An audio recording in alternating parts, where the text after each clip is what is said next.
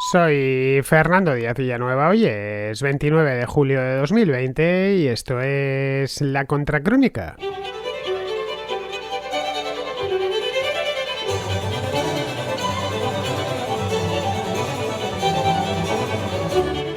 Dinero gratis, así es como la revista The Economist encabeza su número de esta semana. Nunca antes los gobiernos de todo el mundo habían pensado en gastar tanto en tan poco tiempo. Bueno, el tiempo es desde que empezó esta crisis, hará 4 o 5 meses, y así de manera indefinida hasta que decidan que ya han gastado lo suficiente. En unos casos este dinero será de nueva creación, lo que provocará tensiones inflacionistas. En rigor, el dinero que tenemos en el bolsillo también es de nueva creación y no está respaldado en nada tangible. En este caso será más dinero de nueva creación, sin respaldar, por supuesto. En otros casos se recurrirá al endeudamiento, lo que hipotecará los ingresos futuros de los individuos, es decir, de los contribuyentes, de los que mantienen esos estados con sus impuestos. En ambos casos es una peligrosa táctica cuyos resultados son más que cuestionables, ya que podrían, en lugar de resolver el problema, complicarlo aún más. El dinero, por más que se empeñen los gobiernos, y no solo los gobiernos, sino también los bancos centrales, no se puede crear de la nada. Y la deuda, a la que son adictos, por cierto, especialmente los estados, resuelve un pequeño problema hoy, por eso utilizo el presente indicativo, para crear otro de mayor envergadura mañana. Esto es algo que se sabe porque ya ha pasado en algún momento y además en momentos no muy lejanos. Estamos en el año 2020 y buena parte de la artillería que utilizan los estados para presuntamente acabar con las crisis ya la conocemos, en algunos casos hasta en carne propia. Pero bueno, el hecho es que la pandemia de COVID-19 ha puesto todo del revés y antiguas soluciones, entre comillas, se han desempolvado y se nos están vendiendo como nuevas.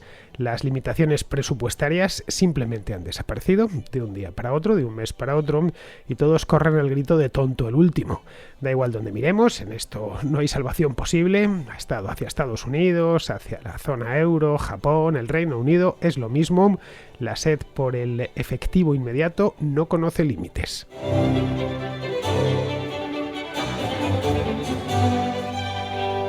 Cuando todo esto empezó, no hace tanto tiempo, estamos a finales de julio y todo esto empezó en Europa en el mes de febrero, a finales ya de febrero, y en otras partes del mundo a finales de enero, principios de febrero, pero vamos, y en América pues incluso diría que un poco más tarde, ya en el mes de marzo. De cualquier manera, entre 7 y 8 meses, pues cuando esto empezó hará 7 u 8 meses, nadie se hubiese imaginado que solo unos meses más tarde íbamos a estar hablando de una pandemia global de estas características, con hasta la fecha 16 millones de casos confirmados, insisto, es decir, confirmados por parte de los gobiernos, seguramente habrá muchísimos más, y que se ha llevado por delante a casi 700.000 personas.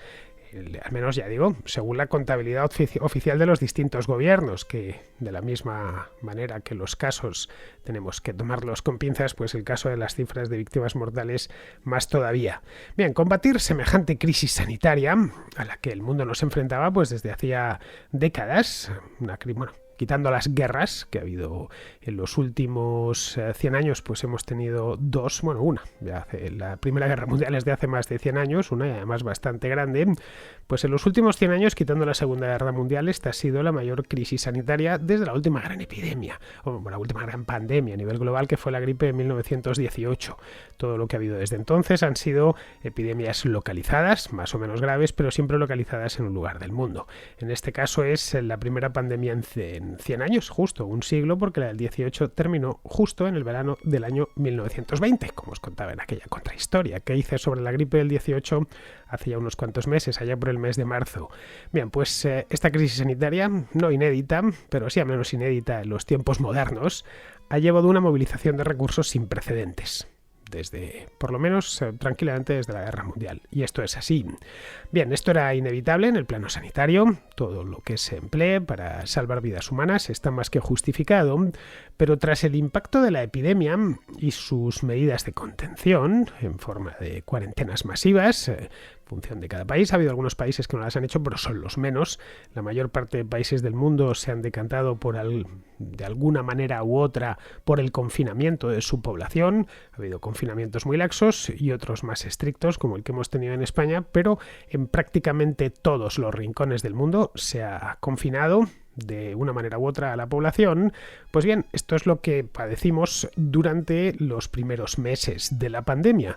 Ahora lo que estamos ya ante el segundo compás de una crisis de tipo económico, aunque la crisis sanitaria no ha acabado, puede incluso empeorar de cara a los meses otoñales en el hemisferio norte, así que lo que tenemos de aquí en adelante pues podría ser, en el peor de los casos, poniéndose en plan negativo, que tampoco es eso, pero bueno, es un escenario que hay que tener en cuenta, es un recrudecimiento de la crisis sanitaria y además una crisis económica importante, como mínimo una contracción del estilo o incluso mayor de la del año 2008, es decir, de aquel invierno maldito de 2008 a 2009, cuando quebró Lehman Brothers y toda la economía mundial fue cayendo como un castillo de naipes.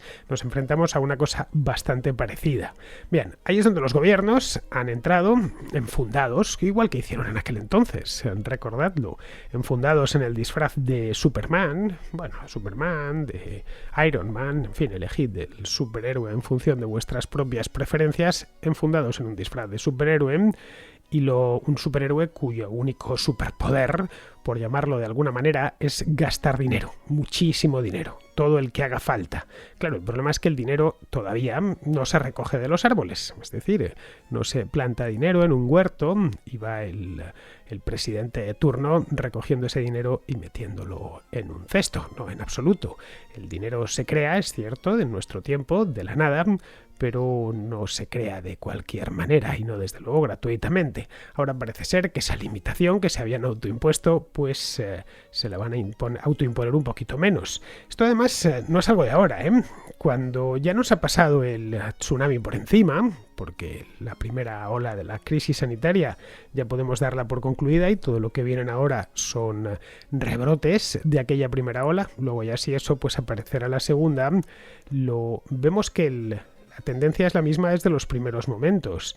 Tan pronto como en el mes de marzo, recordémoslo, no nos queda tan lejos, los gobiernos de todo el mundo estaban ya afilando el cuchillo del gasto. Es lo primero que se dijo. Acababan de encerrarnos en casa, la segunda quincena del mes de marzo, y ya estaban diciendo que esto se iba a solucionar con dinero público, con cantidades industriales de dinero público y que no habría ningún problema y que no nos enteraríamos. La idea, que es una idea tan antigua que la verdad explicarla tampoco merece mucho la pena, pero bueno, vamos allá. La idea era ahogar en dinero nuevo, siempre es lo mismo, y dinero nuevo y deuda, ambas cosas, una combinación de ambas cosas, deuda y dinero nuevo, las dos herramientas, las únicas que realmente parecen tener los políticos para cualquier problema que venga, pues ahogar en ello todos los problemas. No sé, algo así como el borracho que después de una noche de francachela con los amigos trata de evitar la resaca sirviéndose un par de whiskies por la mañana, así de desayunar, con la falsa creencia de que eso le hará pasar mejor la resaca o directamente que no le hará pasar resaca. La filosofía de esta gente es exactamente la misma. Si hemos destruido riqueza, en este caso se ha destruido por razones más que obvias, pues la única manera de reconstruirla es inyectando dinero e inyectándolo nosotros. Si es necesario imprimirlo, crearlo de nuevo, lo creamos. Si es necesario traerlo del futuro, lo traeremos del futuro. Que parezca que aquí no ha pasado nada. Esa es un poco la idea general. La resaca es la que habremos de pasar tras los confinamientos y el letargo de la actividad económica. Esa es la resaca y no hay mucho más. Es cierto que no es culpa nuestra, evidentemente tampoco en este caso de los gobiernos de que exista esta enfermedad. Unos gobiernos han actuado de una manera más sensata, otros de manera menos sensata, pero bueno, en principio nadie es culpable de que la naturaleza pues nos tuviese reservada esta jugada del COVID-19, o mejor dicho, del SARS-CoV-2, que es el nombre del virus. Y lo que vendría después de una de estas, pues evidentemente era un ajuste, como lo mismo que sucede después de un terremoto o de un huracán o algo así, pues ¿qué le vamos a hacer? Nadie nos dijo que vivir era sencillo y que estaba exento de riesgos. Esa sería, digamos, la resaca, lo que estamos en cierta medida viviendo ya. Y el whisky serán los presupuestos expansivos, alimentados por deuda y por dinero de nueva creación. que van a aportar alegremente además y con un convencimiento pleno de que están haciendo el bien los bancos centrales de todas partes del mundo, especialmente los bancos centrales que pueden crear dinero que es digno de crédito, es decir, la Reserva Federal de los Estados Unidos, el Banco Central Europeo, el Banco de Japón, el Banco de Inglaterra, etcétera. Nadie querría, por ejemplo, bolívares venezolanos, así que el Banco de Venezuela puede imprimir todos los bolívares que quiera. Bueno, ya lo hace, de hecho, por eso precisamente no los quiere nadie. Pero bueno, lo que la gente quiere tener, lo que se supone que va a ayudar a lo que va a ser un buen whisky es muchos euros, muchas libras esterlinas, muchos dólares y muchos yenes. Bien, esta filosofía, que de nueva no tiene nada, como bien sabemos, ya se ensayó en el pasado. Se ensayó en los años 70 con desastrosos resultados y es una filosofía que creo yo que ha llegado para quedarse entre nosotros durante los próximos años. Digo que lo creo fundamentándome en lo que estoy viendo y lo que llevo viendo no desde hace 4 meses, sino desde hace ya un montón de años. Esto, a ver, no es una percepción personal, insisto. Ahí tenemos la asombrosa escala de los planes de estímulo aprobados por los gobiernos a lo largo de los últimos 2-3 meses. Bueno, en el caso de Estados Unidos se fueron incluso antes. El Fondo Monetario Internacional calcula que, y esto es un promedio, de promedio, los gobiernos mundiales tomarán prestado a lo largo de este año aproximadamente el promedio, ya digo, el 17% de su PIB. Caray, repito, esto es un promedio. En muchos casos será aún mayor la cantidad de dinero tomada a crédito por la administración, en otros casos menor. Pero vamos, que quedémonos con esa cifra porque yo creo que ya pedir el 17% de tu PIB significa que el día de mañana tendrás que trabajar todos, y los estados no trabajan, trabajan las personas y los contribuyentes, el sector privado concretamente tendrá que trabajar para lo que nos estamos gastando hoy.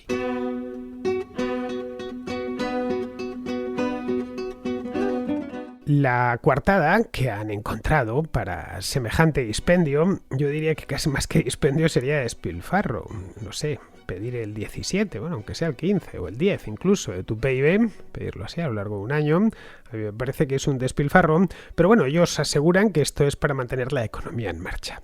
Pero es que no es cierto, que es lo peor de todo.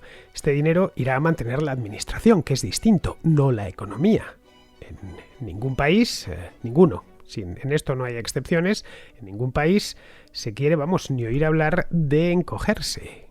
Para la administración, quiero decir, para ajustarse a las circunstancias, como ya ha hecho, y de manera inmediata, por cierto, el sector privado en todos los países del mundo. Las empresas han tenido que hacer planes de contingencia, despedir empleados, cerrar departamentos, en fin, aligerar todo lo que pueden para poder subsistir, todo con tal de no tener que clausurar la empresa. El sector público, en cambio, y además en este caso con esto de la pandemia, pues con más razón todavía, como se va a encoger el Estado ahora mismo, la administración, el sector público de todos los países se siente más imprescindible que nunca, y es cierto que en la parte sanitaria lo es, pero en el resto no necesariamente. La cuestión es que todo se lo venden a la población, una población que en buena medida se va a quedar desempleada, se lo venden como que esto permitirá que la economía siga funcionando, y no, lo que van a seguir funcionando son esos estados elefantiásicos que hay repartidos por Europa, por Asia, por América y por, prácticamente todos los lugares del mundo, porque en todos los países el Estado es mucho más grande de lo que se puede permitir sus propios contribuyentes. Ahí tenemos las cifras. Son muchísimos más los estados que incurren en déficits todos los años que los que incurren en superávits o los que cuadran sus cuentas. En Estados Unidos los paquetes de estímulo se suceden así uno tras otro. En el mes de marzo, porque esto empezó prontito, según empezaron a decretarse los confinamientos, ya los políticos les dio por hablar de gasto y de que esto lo iban a resolver ellos sacando la chequera y firmando cheques al portador. En el mes de marzo el Congreso de Estados Unidos aprobó un primer chute, no se me ocurre un término mejor, primer chute efectivo, un dineral, 2,2 billones con B de dólares. Pero claro, con eso no bastó. 2 billones de dólares no es por nada, pero es el equivalente al PIB de Italia. Italia no es un país cualquiera, es la octava economía del mundo. Pero bueno, eso les parecía, que les sigue pareciendo a muchos allí, que es poco dinero. Hace un par de meses los demócratas, el Partido Demócrata, vamos, en el Congreso, propuso otro estímulo más, porque este de los 2,2 billones les parecía poco. Este era más ambicioso aún. Esto propuso 3,4 billones con B, insisto, de dólares. 3,4 billones de dólares pues es casi el PIB de Alemania, que es la cuarta economía mundial. Bien, a los republicanos les pareció un poco excesivo porque todo ese estímulo ahora va a haber que pagarlo y habrá que pagarlo mañana, evidentemente, a no ser que te inventes el dinero y en ese caso lo pagarás de otra manera, lo pagarás vía inflación, pero esto hay que pagarlo, no hay ninguna comida gratis, que decía Milton Friedman, y es verdad, no hay ningún almuerzo gratis. El hecho es que los republicanos, pues después de lidiar un poco, lo bajaron hasta el billón, el billón con B, de nuevo. Es decir, que la idea del gasto no la discute pues casi nadie. Como vemos, es todo una auténtica locura de ceros a la derecha, una orgía de gasto que nadie sabe cómo se va a pagar en el futuro. Esa es la cruda realidad.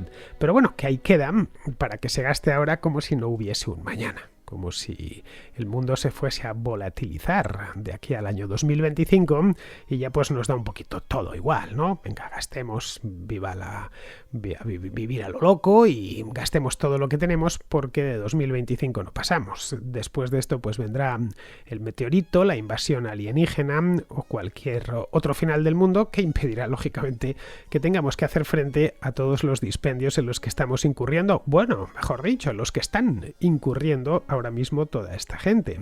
En Europa, evidentemente, os cuento lo de Estados Unidos, pero en Europa no se han querido quedar atrás.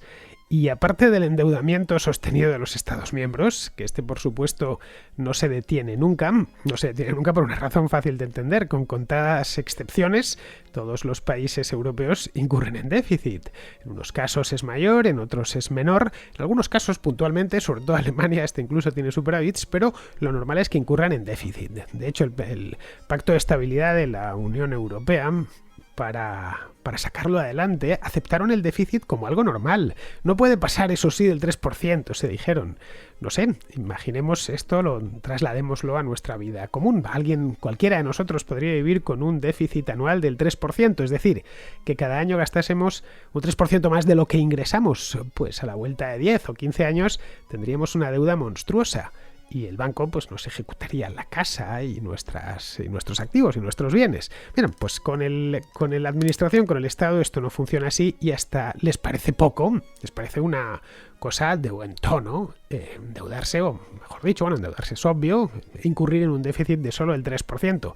Evidentemente esto se lo pasan por el arco del triunfo y vemos sobre todo cuando las cosas vienen mal dadas, como en la última crisis, como algunos países pues se fueron al 10 o al 11%.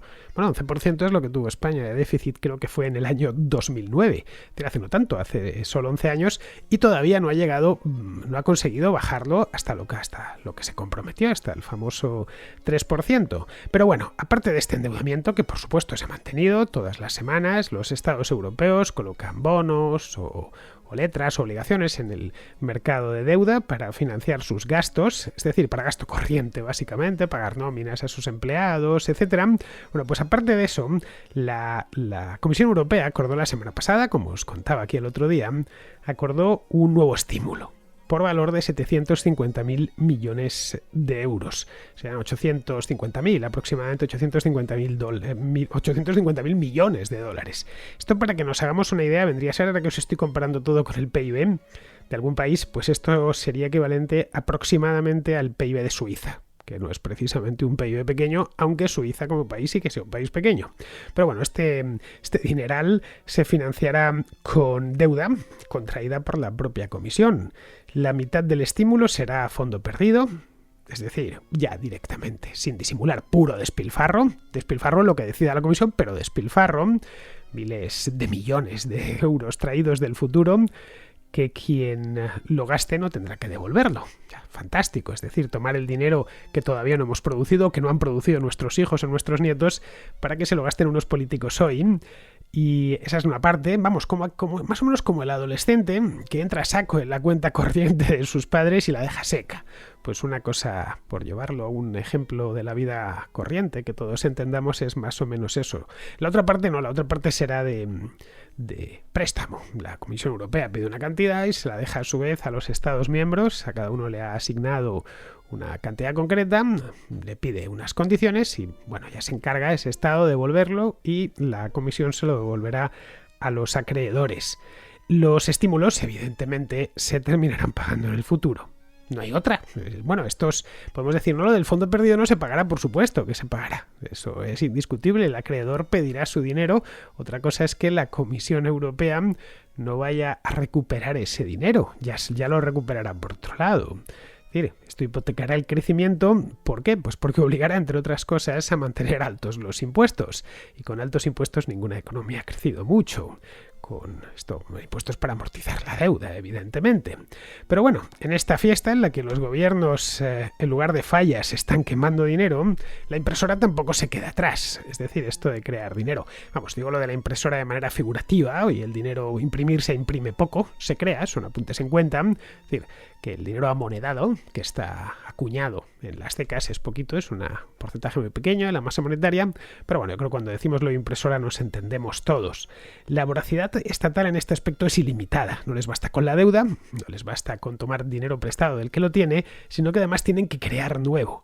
Hasta la fecha los bancos centrales, los principales, el de Estados Unidos, la Eurozona, Japón, el Reino Unido, han creado dinero por valor de unos 3,7 billones de dólares. Eso solo en 2020. En lo que llevamos de 2020, estamos todavía en julio. Buena parte de ese dinero nuevo se está empleando en comprar deuda. Como vemos, es todo una pescadilla que se muerde la cola, un círculo vicioso. Es decir, estos irresponsables lo están monetizando. La deuda la están monetizando como si fuesen tahúres puestos hasta arriba de cocaína en un casino de Las Vegas. Esta es la cruda realidad. Crean dinero para comprar deuda, para poder atender su gasto corriente. Es duro de decir, pero es exactamente lo que están haciendo. Puedo, si queréis, utilizar otras palabras más técnicas, pero claro, prefiero no esconderme en terminología técnica, que es lo que hacen estos bribones, esconderse en terminología técnica para que la gente del común no lo entienda. Y es fácil de entender. Vamos a crear dinero de la nada para comprar deuda y gastárnosla en lo que nosotros creemos que debemos gastárnosla. Podríamos pensar que esto es como lo de las fallas de Valencia. No sé, yo diría más bien que es como lo de los Sanfermines, pero en fin, y al final ya sabéis que siempre empitonan a algún sueco o algún estadounidense en los Sanfermines. Pero bueno, dejemos el símil de las fallas. Las fallas a fin de cuentas duran lo que duran 5 días, si no me equivoco, y luego ya pues todo vuelve a la normalidad en Valencia.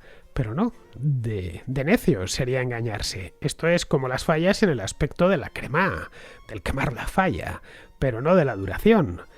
Todo o buena parte de lo que se gasta ahora habrá que pagarlo después. Eso se hará o devolviéndoselo a los acreedores o pagándolo a escote vía inflación, que puede extenderse a toda la economía o concentrarse en unos activos muy concretos, como ya sucedió en la última gran expansión crediticia a principios de siglo. Bien, eso por un lado. Luego, por otro, no hay nada que invite a pensar que los gobiernos se ajustarán el cinturón después, y más conociéndolos. Encontrarán excusas para mantener sus gastos por encima de sus ingresos como siempre han hecho, lo que les llevará a plantear algo así como una especie de estímulo perpetuo. Bueno, perpetuo no, porque esto no puede durar siempre. Hasta la goma más elástica se termina rompiendo si se tira de ella demasiado. Y la goma, la verdad es que, en rigor, no es que estuviese en reposo antes de la pandemia, ya estaba bastante tensa. Esta manera de funcionar viene, como ya decía antes, de mucho antes, y la pandemia lo único que ha hecho es acelerar el proceso hasta límites insospechados.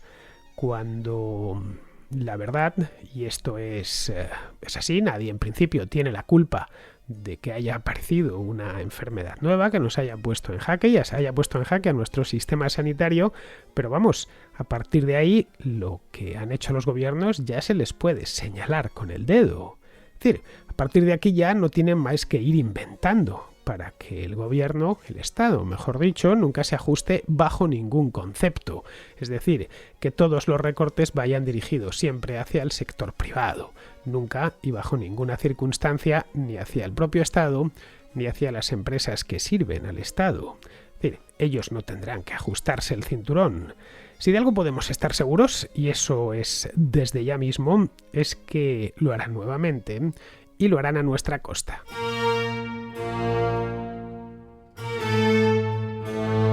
Vamos con la contrarréplica. Empezamos con Yeri de Las Palmas, que pregunta por el tema este de los ocupas, del que tanto se habla últimamente. Buenas tardes, Fernando. ¿Qué hay? Llamaba para preguntarte sobre tu opinión acerca del tema de los ocupas. ¿Qué es lo que crees tú que se debería hacer con los ocupas, tanto de casas, de particulares, de segunda vivienda o de bancos? Porque hay un sector de la población que defiende cualquier tipo de ocupación. Después hay otro gran porcentaje que defiende que no se ocupe las propiedades de las personas particulares, pero sí de los bancos. Y ya después estamos los que estamos en contra de cualquier tipo de ocupación, sea la que sea. ¿Qué es lo que opinas tú y qué crees que debería hacerse para cambiarlo de una vez? ¿Cómo podríamos hacer que los políticos, si les da por hacerlo algún día, cambiasen la situación y pusieran las leyes para que protejan de una vez la propiedad privada y el derecho de la gente a tener su vivienda? Porque muchos se amparan en el tema de que la Constitución dice que se tiene derecho a una vivienda. No es así. La Constitución lo que se dice es que se tiene derecho a disfrutar de una vivienda digna. No dice en ningún momento que se le tenga que regalar ninguna a nadie. Y no dice en ningún momento que haya que vivir permanentemente en una vivienda. O sea que por lo que entiendo yo, en ese propio artículo de la Constitución lo que se dice es que tú puedes tener una vivienda, 2, 3 o 4, y no tienes que vivir continuamente en ellas. Es decir, si yo tengo 4 viviendas, puedo vivir solo en una y después, cuando yo quiera, disfrutar de las otras. Y es decir, tengo que tenerlas siempre a mi disposición para poder disfrutar de ellas. Que me las ocupen, están violando ese derecho que tengo yo. Así es como lo interpreto yo eso. No creo que la interpretación correcta sea de me falta una casa, pues la ocupo en vez de comprármela. Que se la compre otro, que esa persona se gaste su dinero y yo se la ocupo. No sé, me gustaría saber tu opinión, Fernando. Bueno, Yeri, yo creo que la propiedad es uno de los derechos humanos reconocidos por las Naciones Unidas, vamos, y como tal tiene que ser protegida. Luego, además, en España la Constitución la reconoce en el artículo 33, reconoce el derecho a la propiedad y a la herencia. Luego, en el 47 se reconoce el derecho a la vivienda, que es sobre el que muchos ocupas, al menos los intelectualizados, defienden su ocupación. Te dicen, es que la Constitución reconoce mi derecho a una vivienda digna y tal. Te dan ganas de preguntarle, ¿pero lo que has ocupado es suficientemente digno o es necesario que te demos otra que sea un poquito mejor? No sé, que no haga tanto frío en invierno o algo así. Pero bueno, que ese derecho a la vivienda no se puede satisfacer a costa de pisotear otro derecho, en este caso el de la propiedad. En la Constitución se dice textualmente que serán los poderes públicos los encargados de hacer efectivo el derecho a la vivienda. Los poderes públicos, no los particulares, que ninguna culpa tienen en que otra persona no tenga una vivienda. El problema de estos derechos, contemplados no solo en la Constitución española, sino en otras constituciones, derechos como el de la vivienda, es que si pretendemos que nos la facilite la administración, sin contraprestación alguna, es decir, que nos regale una casa, es un derecho que estamos ejerciendo a costa de otros. Ya está. Cuando hablamos de derechos autónomos, yo no ejerzo mi propiedad. Si yo soy propietario de mi casa, no la he ejercido a costa de nadie, más allá de mí mismo, de mi propia fuerza de trabajo. O si hablo del derecho a la vida, se vive de manera autónoma, no vivo a costa de los demás. En el caso del derecho a la vivienda, lo que dice la Constitución es que tienes derecho a tener una casa. Nadie te puede impedir tener una casa. Pero bueno, hacen esa lectura. Derechos hay muchos, son muchos, los que reconoce la Constitución. El derecho al trabajo, por ejemplo, también aparece en el artículo 35, el derecho a la cultura en el artículo 44. Pero eso no significa que otro tenga que darte su puesto de trabajo porque tú no lo tienes, o que le puedas quitar sus libros o su colección de discos a otro porque, claro, tienes derecho a la cultura. Así que los que justifican la ocupación en la Constitución no saben lo que están diciendo. En fin, esto aplícalo a cualquier otra cosa. No sé, si te roban la moto, por ejemplo, o entran en casa y se llevan todo lo que hay en la despensa, porque claro, tienen derecho a la alimentación, y entonces que reconoce la ley y demás, pues entran a tu casa y te abren la despensa y te la vacían y se llevan toda la comida. O directamente te la roban por la calle, vuelves del supermercado con tu bolsa y no, oiga usted, yo tengo derecho a la alimentación, no, yo también, bueno, ¿qué le vamos a hacer? Simplemente no hay por dónde agarrarlo, por más que se empeñen. Pero en fin, la realidad es que se ha ido poco a poco desamparando al propietario y sobreamparando al usurpador. El resultado, pues, es el que tenemos a la vista con esta ola de ocupaciones de los últimos años. Mira, piensa por un momento si se aplicase lo mismo en cualquier otro tipo de robo. O sea, el robo de automóviles, por ejemplo. Es decir, que una vez lo han arrancado, qué sé yo, igual que lo de la ocupación, con que pasen creo que son 48 horas allá en tu casa, ya se pueden quedar. Ya es muy difícil echarles y tienes que recurrir a abogados y hasta que un juez no les saque de allí, pues no hay manera de recuperar tu casa. Bueno, pongamos por caso que esto se aplica a los automóviles. Una vez han entrado y con que lo arranquen basta. Si le hagan un puente, con esto que hacían los kinkis antiguamente, pues ya está. Ya no es que sea suyo, pero pueden hacer uso de ese automóvil todo el tiempo que quieras y hay de ti como se te ocurra sacarles del automóvil una vez estén dentro. Bueno, pues y que sea suyo hasta que el juez les obliga a devolverlo. No sé, quién sabe, un año y medio después, un año después, en fin. Si esto se aplicase a los automóviles no habría un solo vehículo a salvo en toda España. Bien, seguimos con Eric de Ecuador que nos habla del precio del petróleo. Hola Fernando, te mando esta nota con motivo del programa que realizaste hace algunos días relacionado al precio del petróleo y su poco valor. Personalmente, creo que lo mejor es que el valor del petróleo siga siendo bajo. ¿Por qué? Bueno, mi país, Ecuador, depende en gran medida de que el valor del petróleo sea alto para mantenerse medianamente funcional. Pero el problema de esto es que cada vez que el valor del petróleo está alto, el gobierno empieza a contratar mucha gente, más de la que es necesaria. Se llena todo de burócratas y de subsidios para clientelizar a la gente. Después es imposible pagar todo esto, a pesar de que los valores del petróleo sean altos, y todo esto se empieza a pagar con deuda. Entonces, no es una bendición el valor del precio del petróleo, sino es todo lo contrario.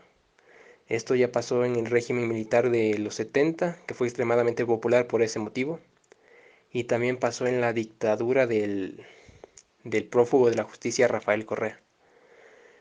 Y nada, ahora el Ecuador está endeudado, los funcionarios ya no pueden cobrar sus salarios porque, bueno, no da, el petróleo no da y los impuestos, pues bueno, con estos confinamientos brillan por su ausencia porque nadie los ha pagado. Así que me gustaría que el valor del petróleo siga lo más bajo posible, porque quizá, en un escenario muy, muy optimista, quizá la clase política ecuatoriana deje de endeudarse y de tanto populismo. Y no sé, tal vez algún día cuadren las cuentas y hagan las cosas bien. Supongo que no es muy difícil, es decir, todo el mundo no vive con más dinero del que ingresa. Es sentido común, ¿no? No creo que sea tan difícil de hacer. Bueno, en fin, es solo un pensamiento. Felicidades por el programa, me alegra todas las noches y me facilita mi trabajo, me lo vuelve mucho más ameno. Saludos a toda la audiencia. Pues sí, Eric, es una gran noticia para un país productor como Ecuador, porque depender de un monoproducto no crea más que disfuncionalidades en la economía.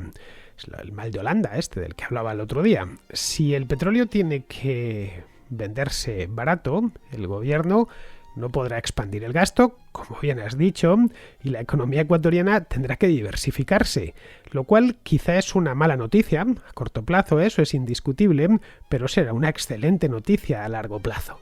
Bien, seguimos con David, que habla del tema del plan de estímulo europeo. Es al respecto de los fondos de ayuda de la Unión Europea, pero desde el punto de vista italiano.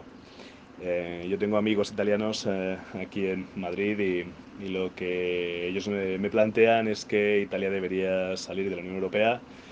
Bueno, que debería haberlo hecho antes, pero ahora con más motivo, dado que como Italia es un aportador neto a las cuentas de la Unión, pues que ahora vayan a pedir estos fondos y les pongan condiciones, pues que lo ven muy mal.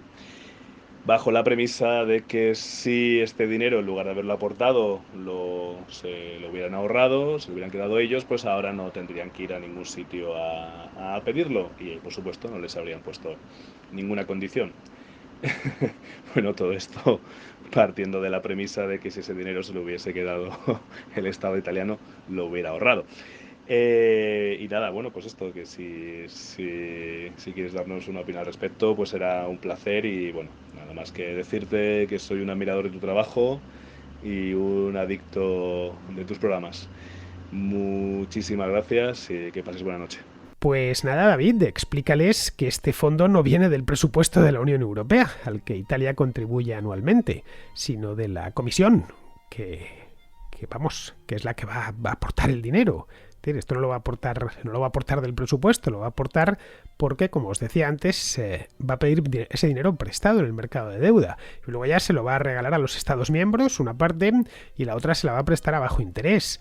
Italia es el país que más recibirá de toda la Unión Europea, recibirá 172.000 millones de euros, de los cuales 81.800 son un regalo. Los 91.000 restantes los tendrá que devolver a la Comisión, pero a un tipo de interés, pues la verdad, bastante bajo, mucho más bajo de lo que la República Italiana consigue en el mercado de deuda.